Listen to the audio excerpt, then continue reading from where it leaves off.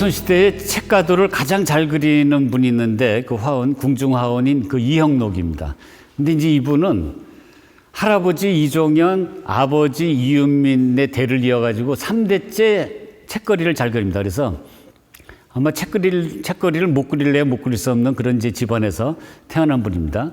그런데 재밌는 사실은 뭐냐면 두 번 이름을 바꿉니다. 그래서 57세인 1864년에는 이형록으로 바꾸고 그리고 64세인 1871년에는 이택균으로 이름을 개명을 합니다.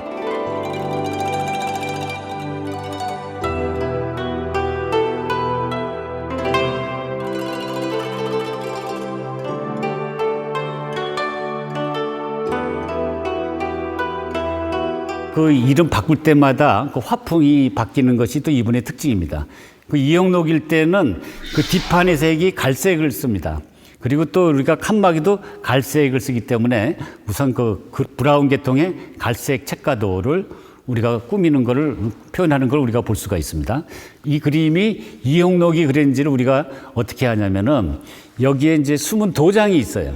그래서 저는 이제 이거를 쪼그로 그냥 생명의 은인 뭐 이렇게 이제 얘기를 하는데 그 은인, 생명의 은인을 확대를 해보면 두 번째 보면은 이걸 도장을 눕혀놨어요.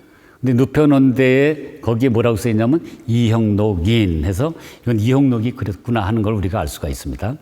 그리고 이형록은 여러분 보시는 것처럼 그 디테일이 굉장히 뛰어납니다. 그래서 굉장히 아주 사실적으로 표현하는데 그 아버지인 이윤민도 마찬가지예요. 책을 얼마나 사실적으로 표현했으면 사람들이 이게 진짜 그냥 서간질하는 거예요.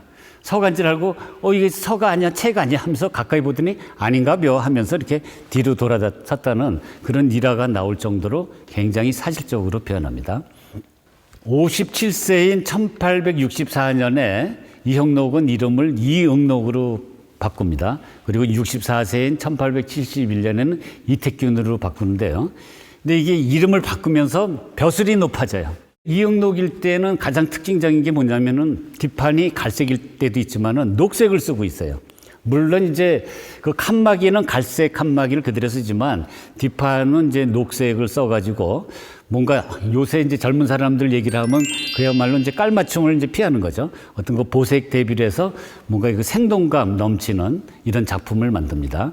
근데 이형록일 때 가장 디테일이 힘이 있습니다. 왜냐하면 이게 57세에서 64세까지이기 때문에 그러니까 작가로서는 가장 그 에너제틱한 시기의 작품입니다. 그래서 우리가 이걸 이제 전문용어로 모델링이라 합니다만 입체적인 표현이 굉장히 아주 강한 그런 것을 우리가 볼 수가 있습니다.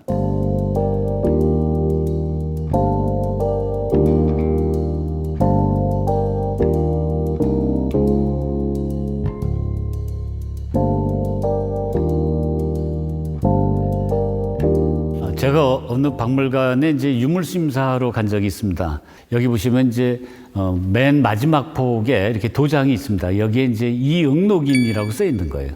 그런데 이제 이 작품을 어떤 이제 그 골동품 상인이 600만 원에 내는 거예요. 이제 한 폭에 100만 원씩 해가지고요. 그런데 사실 우리가 그 이응록의 그 책가도가 얼마 전에 그 10억에 호가된 적이 있습니다. 그래서 제가 이제 그 박물관에 있는 관계자에게 얘기했죠. 이거는 도 이상 안 된다. 공을 하나 더 붙여주거나 아니면 뭔가 좀 올려줘야 되지 않느냐. 그렇지만 이제 거기 규정상 그렇게 할 수가 없대요.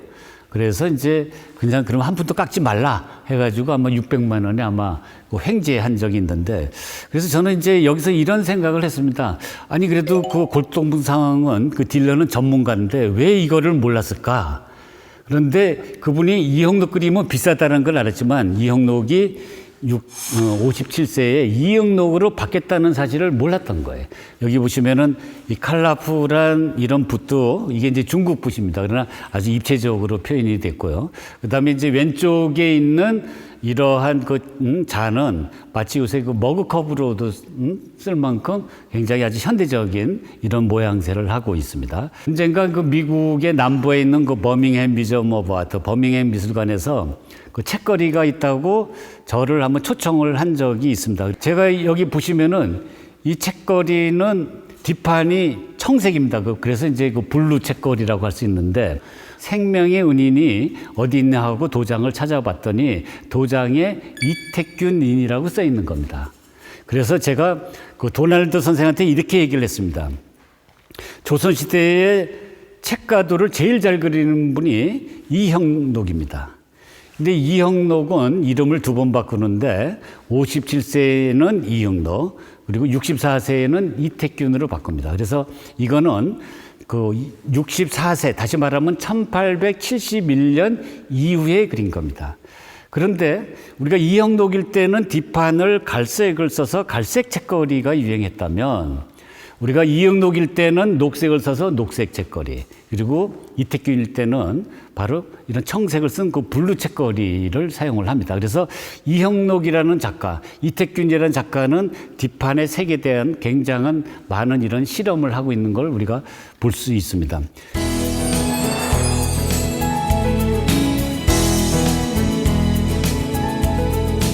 제가 이제 어느 그 TV 프로그램에서 그 미나를 소개하면서 세계의 그 유명한 그 패션 업계에서는 우리나라를 미나를 갖고 이렇게 그 상품화하는 작업을 하는데 그 우리나라 디자이너, 패션 디자이너들은 뭐 하냐 하면서 약간 그 책망하듯이 제가 한번 얘기를 한 적이 있어요. 그랬더니 지금 보시는 이제 양혜일 선생이라는 우리나라 그 패션 디자이너가 방송국에 항의를 한 겁니다.